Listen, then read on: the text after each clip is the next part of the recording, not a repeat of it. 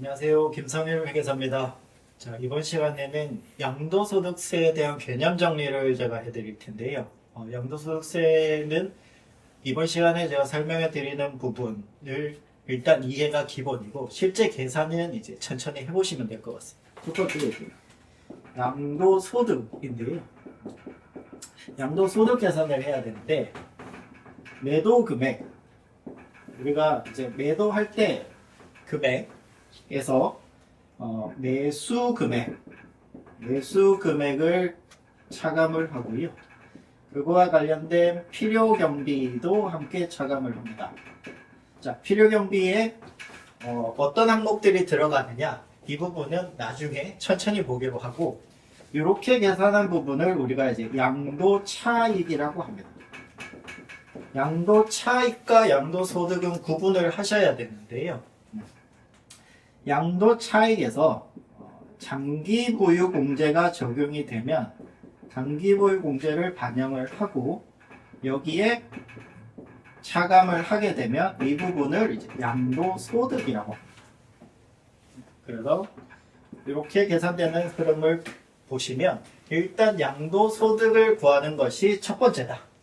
이렇게 보겠습니다. 그리고 1세대 1주택 고가주택에 대해서 12억 초과 부분에 대해서 과세가 된다라고 하면 여기서 과세 대상 양도 차익을 별도로 구하셔야 돼요.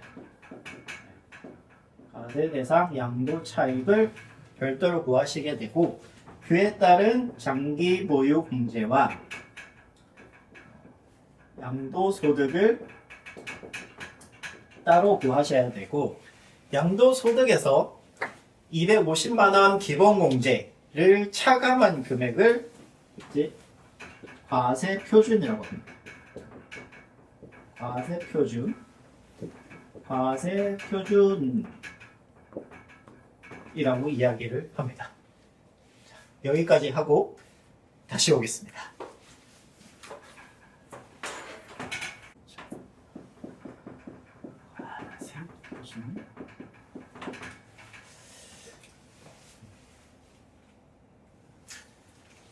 자, 앞 시간에서 과세 표준까지 구했는데요.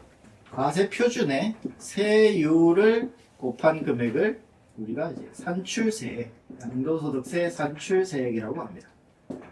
그래서 양도소득세에서는 통상 공제나 공제세액이나 감면세액이 있는 경우도 많지만 주택의 양도세에서는 계산이 여기서 이제 종료되게 됩니다. 그러면 이 과세 표준에 따라서 세율 적용을 어떻게 하는지를 보셔야 될 텐데요. 매도한 주택이 있으면 과세 대상과 비과세 대상을 구분을 해 주시고요. 과세 대상은 일반 세율과 중과세율을 구분을 하게 됩니다. 그리고 비과세 대상은 12억 이하이냐 12억 초과이냐를 구분을 해주시면 됩니다. 자, 그러면 일반 세율은 이제 다들 계산을 하시게 되고요. 중과세율은 주의하셔야 될 부분이 앞에서 양도소득세를 계산을 할 때 중과세율이 적용이 되게 된다면 장기 보유 공제를 반영을 할 수가 없습니다. 반영이 안 된다는 이야기이고요. 그래서 중과세율이 적용이 되게 되면 양도소득세 부담이 늘어난다는 이유 중에 하나에 이 장기 보유 공제가 반영이 안 된다는 내용도 있습니다. 자, 이렇게 과세가 되는 물건에 대해서 적용세율은 이렇게 구분을 하시면 되고요. 비과세가 되는 경우에 매도하는 그 금액, 물건의 매도 금액, 계약서에 적힌 그 금액이 얼마인지를 봐야 되는데 12억 이하인 경우에 비과세 적용이 된다. 그러면 이때는 장기 보유 공제를 계산할 필요가 없어서 계산을 하지 않습니다. 어떤 의미냐면 설령 내가 1억 원에 사서 11억 원에 매도하는 1주택이 있는 경우에 이 1주택에서 10억 원의 차익이 났고 이 주택이 비과세 요건을 만족을 한다면 그 양도차익이 10억 원이라고 하더라도 양도소득세는 0입니다. 12억 이하 비과세의 의미인 거죠. 자, 그리고 12억 초과가 되면 여기에서는 12억 초과, 양도 차익 중에 12억 원이 초과하는 부분에 대해서는 장기 보유 공제를 적용을 합니다. 그래서 장기 보유 공제를 차감한 금액 기준으로 양도소득세를 계산을 하게 됩니다.